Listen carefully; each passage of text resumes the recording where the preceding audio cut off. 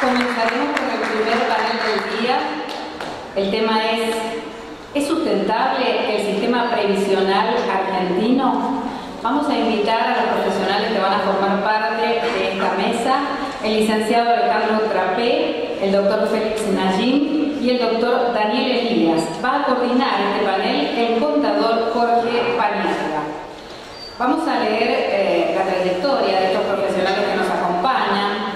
En el caso del licenciado Trapé, quiero decir que son extensísimos los currículums, así que hemos tratado de agregarlos lo más que se puede. Él es licenciado en Economía, egresado de la Facultad de Ciencias Económicas de la UNCUYO, máster en Economía en el Instituto Torcuato Di Tella de Buenos Aires, ha sido decano y vicedecano de la Facultad de Ciencias Económicas de la UNCUYO, exdirector del Centro de Investigaciones Económicas en la Facultad de Ciencias Económicas de la UNCUYO, ha sido director de la carrera Licenciatura en Economía en la Facultad de Ciencias Económicas en la misma universidad, director del Instituto de Competitividad en ADEM, Escuela Internacional de Negocios, socio director de AMAS-C Consultores, dedicado al análisis de temas de coyuntura económica, análisis y evaluación de proyectos de inversión privada, evaluación de empresas y decisiones de cartera. En el caso del doctor Félix Eduardo Najim, es médico egresado de la Universidad Nacional de Cuyo, diploma de médico en medicina geriátrica otorgado por el Consejo de Certificación de Profesionales Médicos, Academia Nacional de Medicina en Buenos Aires, máster en Gerontología Social, Universidad de Barcelona en España, autor del libro Gerontología y Geriatría, Guía Práctica de Experiencias Cotidianas, Mendoza 2003. Además, es Premio Internacional de la Edad Dorada, fue premio en el año 2014 en la ciudad de Nueva York, presidente de la Asociación Gerontológica Argentina y presidente de la Caja de la Salud de la provincia de Mendoza, que es justamente quien organiza este encuentro. Y por último, compartimos el currículum del doctor Daniel Antonio Elías, abogado, egresado de la Universidad Nacional del Litoral, integrante de la Comisión Redactora de la Ley Provincial 8.732 de Jubilaciones y Pensiones de Entre Ríos, autor de proyectos de leyes provinciales en materia de seguridad social de la provincia de Entre Ríos, actualmente es presidente de la Caja de Jubilaciones y Pensiones de esa provincia, actual secretario técnico permanente del Consejo Federal de Previsión Social de Argentina y autor del anteproyecto de ley de creación de la Caja de Previsión Social para profesionales en ciencias económicas de la provincia de Entre Ríos. Dejamos al contador Jorge Paniagua como coordinador para que sea quien organice este panel. Adelante.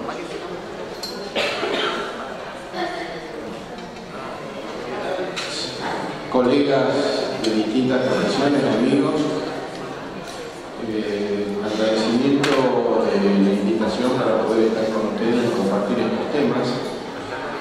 Mi intención era solamente con 4 o 5 diapositivas presentar el tema de sociedad, pero la señora vicegobernadora fue tan clara que lo mío ahora no tendría sentido, porque realmente lo que ella comentó es como si yo le hubiera copiado la idea. Pero bueno, ya que lo hice y lo traje, lo vamos a compartir.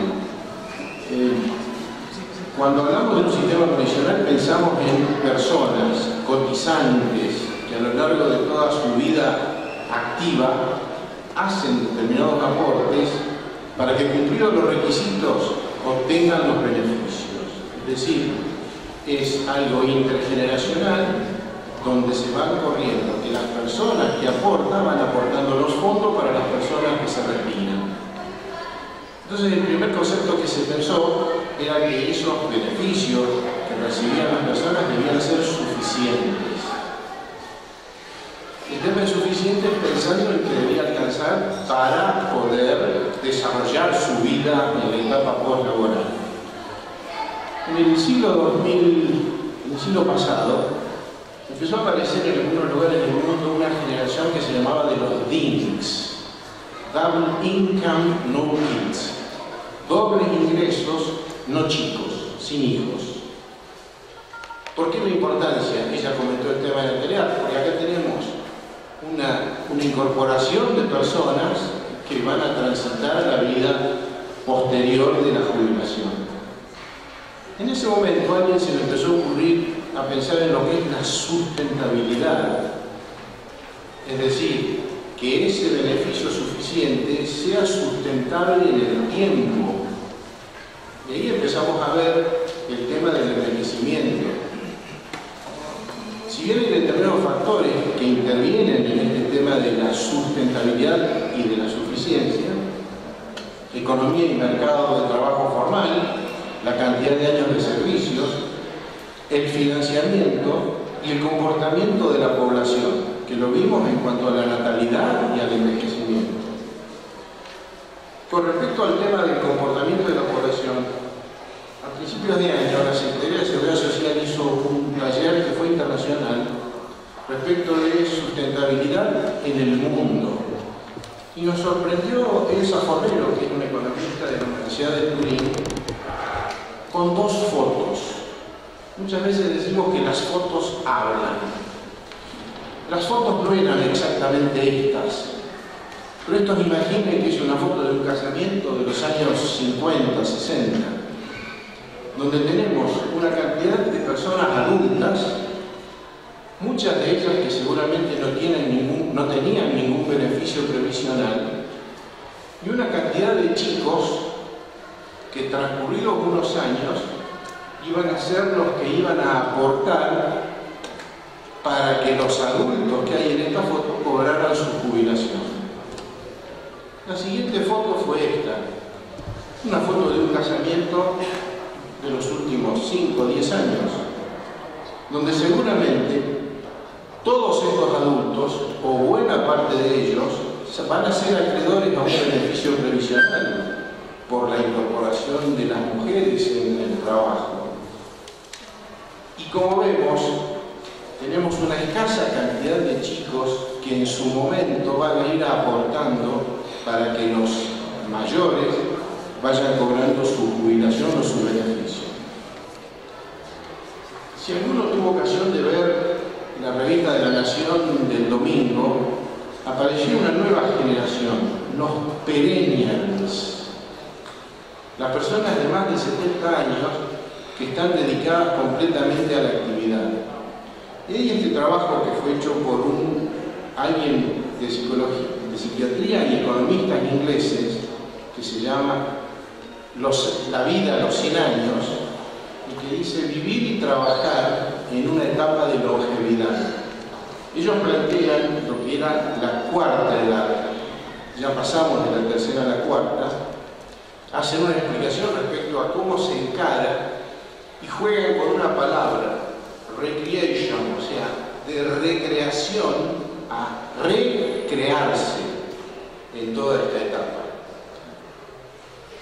Con esto era introducirlos en el tema. Ahora creo que el Liceo Trapé nos va a dar la óptica desde el punto de vista de la economía, el doctor Daniel la óptica desde el punto de vista de la gerontología, y Daniel que nos va a dar algunos datos respecto de lo que es el sistema previsional. Así que por mi parte el tema está presentado en sociedad. Agradezco mucho que la vicegobernadora me ayudó en todo este tema, porque fue muy claro al respecto, así que lo dejo con el licenciado.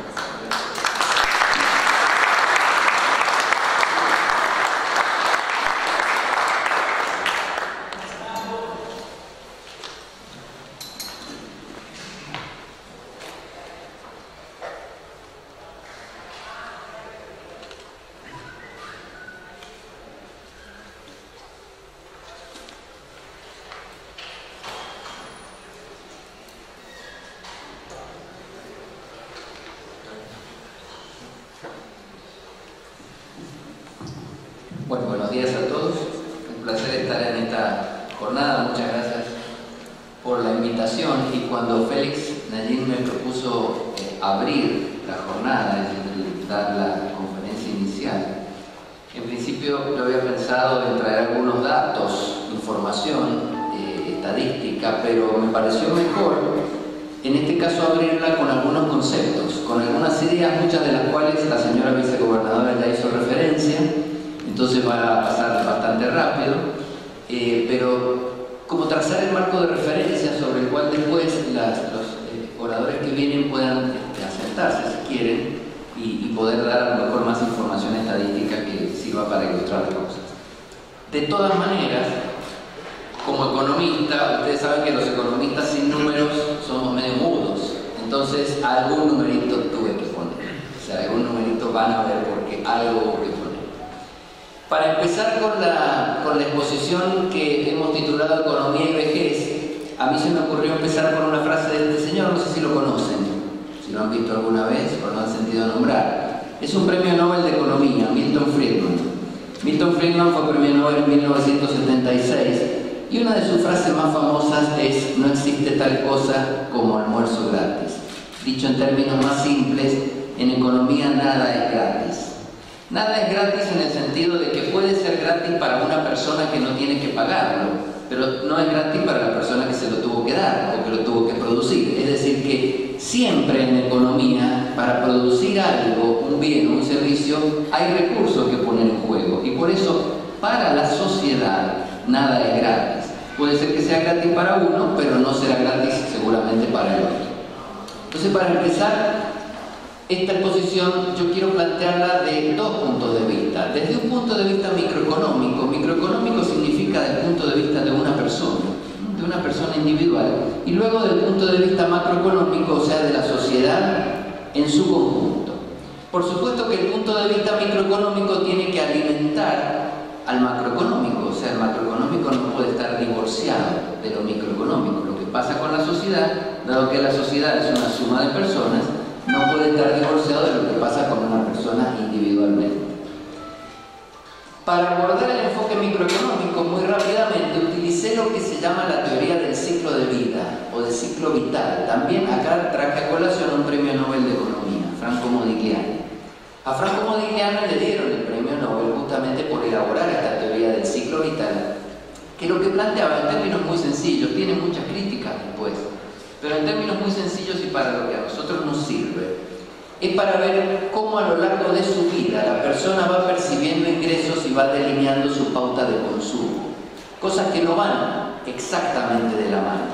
Entonces, ponemos en un eje horizontal los años de vida de la persona y en un eje vertical cómo genera ingresos esa persona a través de su vida, es decir, ingresos que podría gastar en su consumo personal. Entonces, al principio hay una etapa en donde es niño o niña y no genera ningún ingreso hasta que llega el momento en que entra en el mercado laboral. A partir de que entra en el mercado laboral y comienza a trabajar, empieza a obtener ingresos gradualmente y esos ingresos de alguna manera van ascendiendo a medida que la persona va progresando en su trabajo, va ganando experiencia, etc. Entonces llega un punto en donde anualmente va generando mayores ingresos hasta el momento en que se jubila. En el momento en que se jubila, de una u otra manera, esos ingresos caen. Mucho, poco, al 50, al 40, al 82%, a algún lugar de los ingresos que tenía antes, el nivel de ingreso anual de esa persona baja porque lo que empieza a percibir es la jubilación.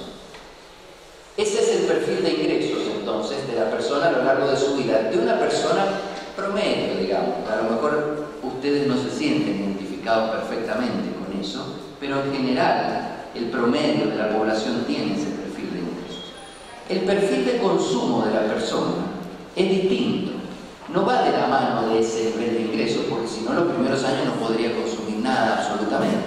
El perfil de consumo de la persona tiene una forma distinta y la podemos más o menos dibujar de esa manera, podría ser un poco más achatado, pero lo cierto es que es un perfil distinto al de los ingresos y entonces eso nos hace generar dudas respecto de esos dos momentos, ¿no es cierto?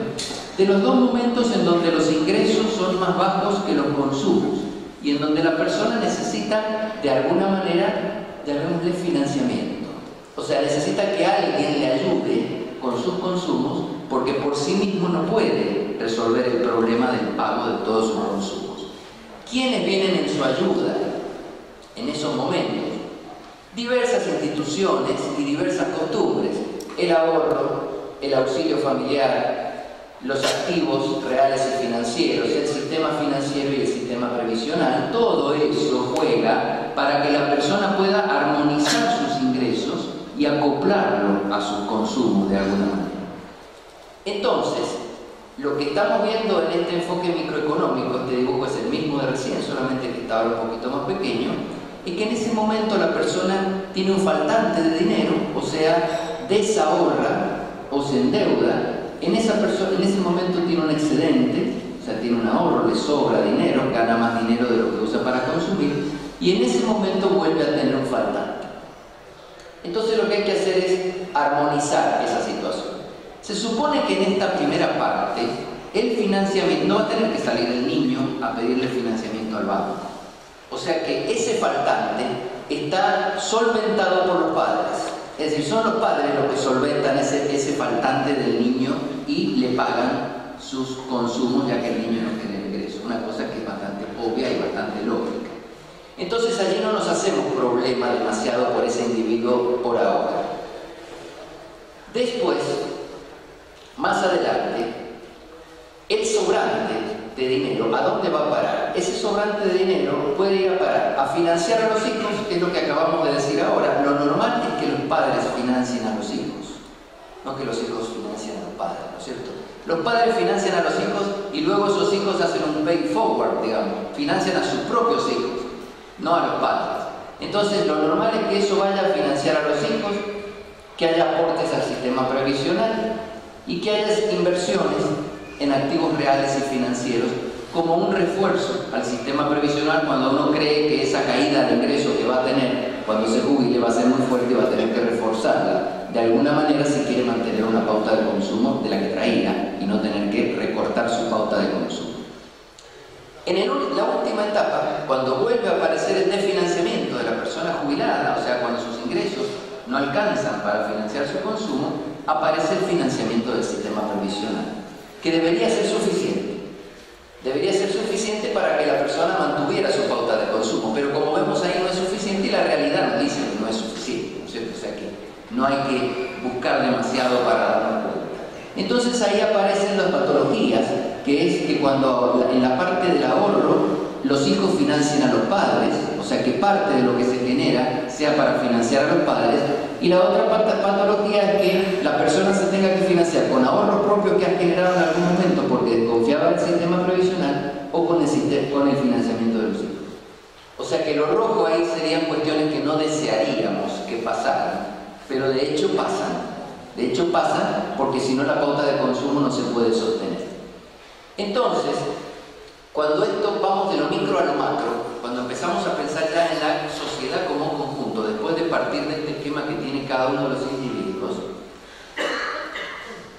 lo que debería pasar en esta sociedad, supongamos que tenemos millones de individuos con ese dibujo como eso, significa que los que están en esa etapa que estoy marcando allí, los que están en esa etapa deberían ser capaces de financiar a los que están en estas dos etapas, ya sea porque son sus hijos o porque son sus padres, pero el financiamiento a los padres no en forma directa, sino a través del sistema previsional. O sea, un buen sistema previsional que con los aportes de los que están en la etapa del medio financie las retribuciones de los que están en la etapa final. Esto es lo normal que debería pasar para que el sistema previsional, y ya nos metemos en el sistema previsional tenga autonomía financiera, o sea saludable, por decirlo de alguna manera, o tenga años de vida, debe darse un equilibrio entre esas fuerzas que estamos viendo ahí. Es decir, entre el señor que genera el ahorro, o los señores y señoras que generan el ahorro, y los que lo reciben, que son los de los extremos, ¿cierto? Ese es el equilibrio que debería darse. ¿Qué factores entran en juego para ese equilibrio? O sea, para que ese equilibrio ocurra. ¿Qué elementos entran en juego? Si ustedes miran el dibujo, y por eso lo he dejado ahí el dibujo, lo he dejado en pantalla, lo he tratado de ir dejando en cada filmina, para que nosotros veamos que debe haber cierta equivalencia en términos generales entre el área que se genera en el medio y las áreas de los costados de financiamiento. Lo que a ustedes les muestra es que si esas líneas se mueven, o se mueven las líneas verticales de entrada al mercado laboral o de salida del mercado laboral por jubilación, la cosa logra un equilibrio o se va hacia el desequilibrio. Entonces, ¿qué factores entran en juego para equilibrar el sistema? O sea, para que el área del medio sea compatible con las áreas de los costados. La edad de jubilación, la edad activa y edad de jubilación, o sea, cuando una persona es parte de la población económicamente activa, como dijo la vicegobernadora, y cuando se jubila. la esperanza de vida, que también hizo referencia a la señora vicegobernadora, y me imagino que el doctor Nayib también. La cantidad de personas que tenemos en cada rango etario, esto tiene que ver con las fotos que nosotros decimos. La cantidad de personas que tenemos en cada uno de esos lugares, porque esa es una persona. Pero, ¿cuántas personas están, cuando miro el conjunto de la sociedad, cuántas personas están en cada uno de esos momentos?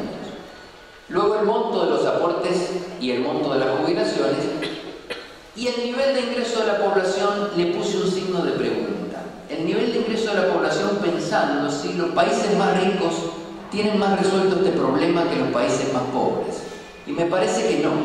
Me parece que en todos los países del mundo este problema existe. No es un problema de nivel de ingreso, es un problema de distribución de ingresos, no que tan altas estén las líneas, porque en cuanto más alta esté la roja es más probable que más alta esté la azul.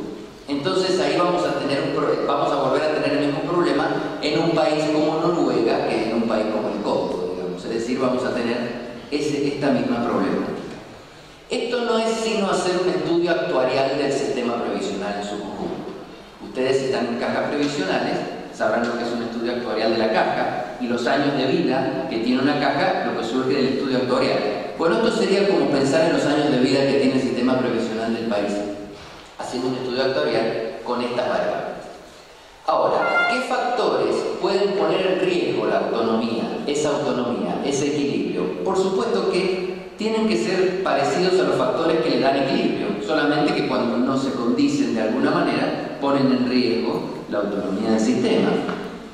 Entonces, cuando se reduce la edad activa, o sea, cuando ven las flechas allí, esa parte se reduce, o sea, cuando la gente entra más tarde en el mercado laboral y se jubila antes. Entonces está claro que la porción de sobrante se hace más chica y no alcanza para financiar los demás. Eso pone en riesgo al sistema jubilatorio. También la pone en riesgo, y ahora fíjense las otras dos flechas, la que va para arriba y para abajo, el cambio en los aportes, en los aportes previsionales y en las jubilaciones. Si bajo los aportes y subo las jubilaciones, pongo en riesgo el sistema previsional.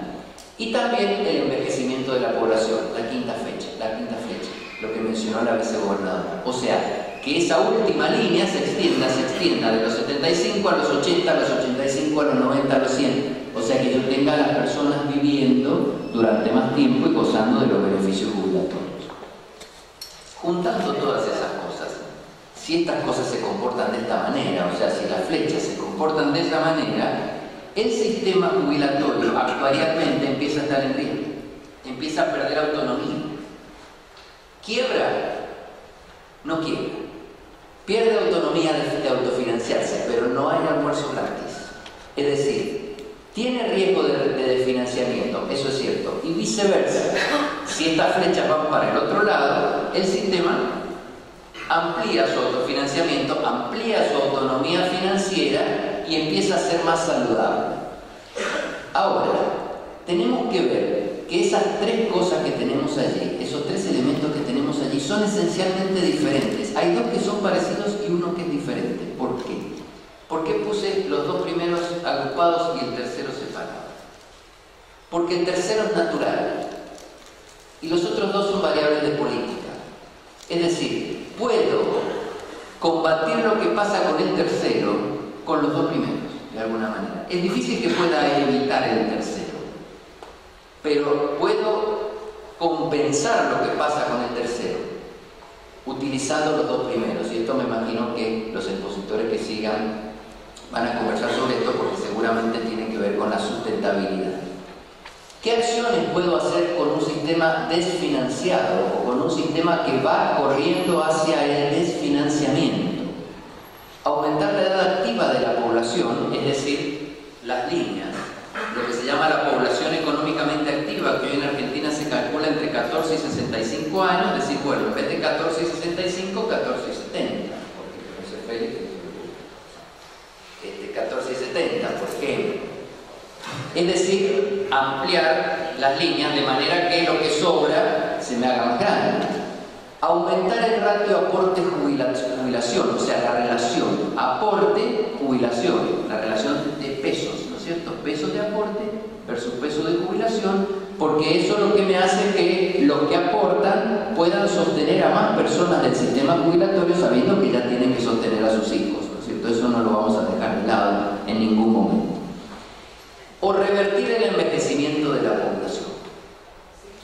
Esta, por supuesto, no sé cómo puede hacerse. Muy difícil revertir el envejecimiento de la población, la tendencia que estamos viendo, como dijo la vicegobernadora, desde hace tantos años y que seguimos viendo y vamos a seguir viendo.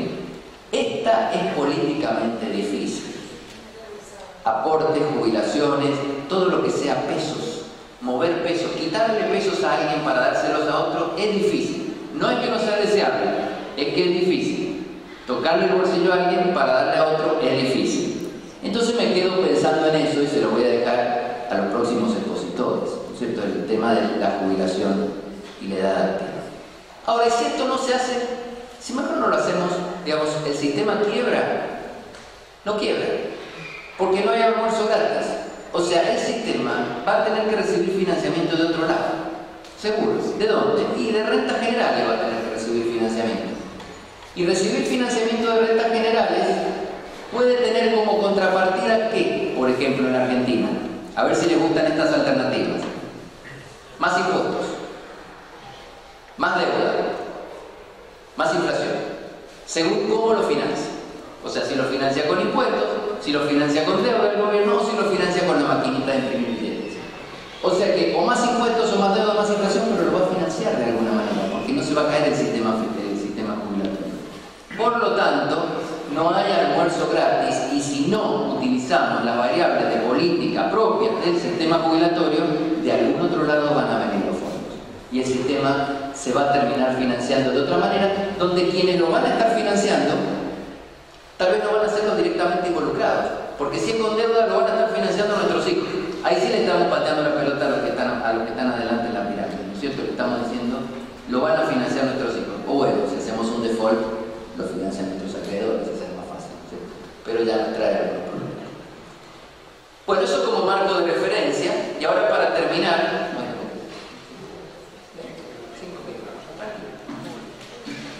eso como marco de referencia para que puedan utilizarlo quienes les toca después si quieren. Algunos números de la realidad económica argentina y mundial de estos sistemas, como para plantear grandes números nada más. Puse una frase aquí, como tengo que mirarla temporalmente, de Helpage Internacional, que pinta lo que dijo un poco recién la vicegobernadora y seguramente lo que dirán las personas que pongan después. Dice, el envejecimiento es motivo de celebración. El aumento de la esperanza de vida en todo el mundo es un triunfo del desarrollo. El siglo XXI está siendo testigo de una transición demográfica global en la que la población está envejeciendo a una velocidad sin precedentes. Para el año 2050, faltan menos de 40 años, las personas mayores, definidas como personas con 60 años o más, representarán más de un quinto de la población mundial. Y ahí hay algunos datos de la misma fuente.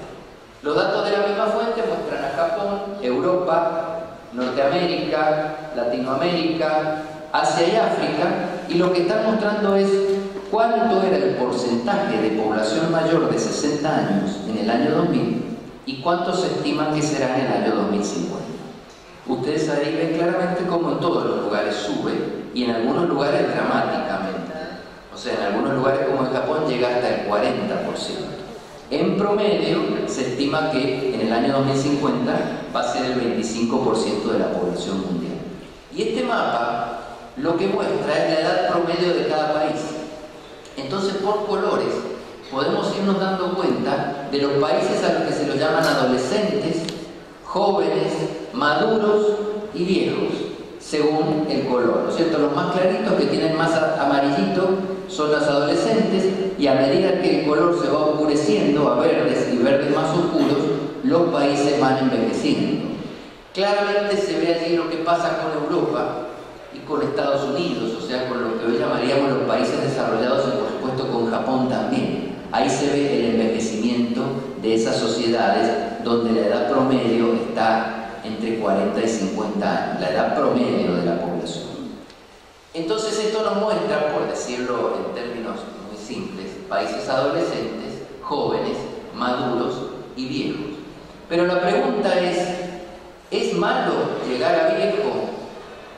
Porque hay otro gráfico, como este que estamos viendo de Health Range Internacional, muy significativo para superponer con el anterior. Porque resulta que este gráfico es un índice de nivel de vida de las personas mayores de 60 años. Y a medida que el índice se hace más color verde, es mejor nivel de vida. Y a medida que se hace más color rojo, es peor nivel de vida. Este está calculado con 4 dimensiones que tienen que ver con la salud, la educación, el estándar de vida de las personas y el entorno en donde viven las personas mayores de 60 años. Lo curioso es que en los países más viejos, las personas viven mejor, las de más de 60 años. Es decir, en esos países no es malo llegar a viejo, porque si bien son los países más viejos del mundo, son los que mejor índice global de envejecimiento tienen. O sea que seguramente, si discutimos acá, algo tenemos para aprender de esos países, porque son países que tienen el problema del envejecimiento más grave que nosotros, y sin embargo son los países que mejor atienden a las personas mayores de 60 años. Ya casi para el final, esto es Argentina. Esto es la estructura de nuestra población en 3 momentos del tiempo: 1950, 2000 y el 2018, o sea, en este momento. Y ahí tenemos distribuida la población entre menores de 14, entre 14 y 65, que sería la población económicamente activa, y mayores de 65. Fíjense claramente cómo el cuadrado rojo es el que va ganando participación frente a los otros dos, es decir, el de mayores de 65. ¿Cómo se estima esto para el 2050? Que continúe la tendencia, o sea, casi 20. Y para el 2100, 34. O sea que esto que comentó la vicegobernadora y que mostró quien me precedió en las fotos, es una realidad clarísima para la Argentina también. Y lo último es algún dato más de la Argentina, como para dejar a quien viene después, que sé que va a hablar de esto. Esta es la pirámide poblacional de la Argentina en 1950. Hombres y mujeres. Los que están por arriba de 60 años son el 2,1% de la población, repartido más o menos entre hombres y mujeres aproximadamente igual. O sea, el 2,1% de los hombres están por encima de esa edad, el 2,1% de las mujeres están aproximadamente en esa edad. Tenemos lo que verdaderamente se llamaría una pirámide, más o menos por el dibujo, ¿no es cierto? Parece una pirámide. Pero esa pirámide se va a transformar en otro dibujo en los próximos años. Se va a transformar en este dibujo. Eso es lo que se llama, en términos técnicos, el transatlántico, visto de frente. ¿No es cierto? Que parece un barco visto de frente, que viene. Bueno, lo primero que se nota es que se alarga hacia arriba, ¿no es cierto? Se alarga hacia arriba y se angosta de la parte de abajo. Pero además, fíjense ese dato. Los mayores de 65 años, los hombres van a ser el 8% y las mujeres el 10%. Es decir que las mujeres va creciendo, no solo la cantidad de mujeres que hay en la sociedad, sino también las que están por encima de 65 años en relación al género. Entonces, para terminar, algunas conclusiones. La salud, por salud entendemos el equilibrio del sistema previsional, depende de factores asociados a la edad activa, o sea, a los años que definen la edad activa, 14 a 65 por ejemplo, a la relación entre los aportes y las jubilaciones, la relación dineraria entre aportes y jubilaciones, y al perfil etario que tenga la población, es decir, esto que acabamos de ver en las pirámides y el transatlántico, es decir, cuántos menores de 14, 14 a 65, mayores de 65. Y este es el mensaje principal. Algunos de esos factores que influyen sobre el equilibrio y la salud del sistema previsional son provenientes de la naturaleza misma, es decir, del envejecimiento de la gente. Difícil de tenerlos. Pero otros provienen de políticas económicas que se pueden hacer. O sea, se puede mover alguna de las líneas de alguna manera para lograr el equilibrio.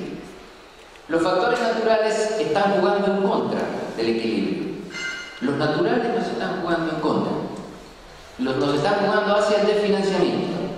para lo cual tendríamos que usar los factores que le llamamos de política o manejables, instrumentos de alguna manera para reconstituir el financiamiento.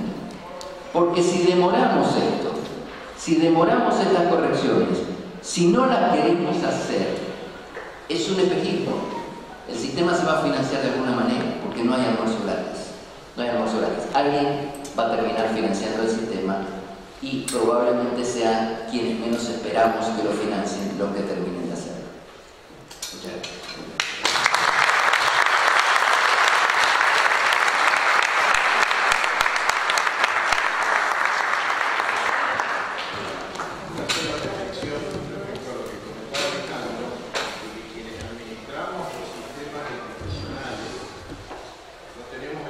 De las rentas generales. La única fuente de ingresos son los aportes.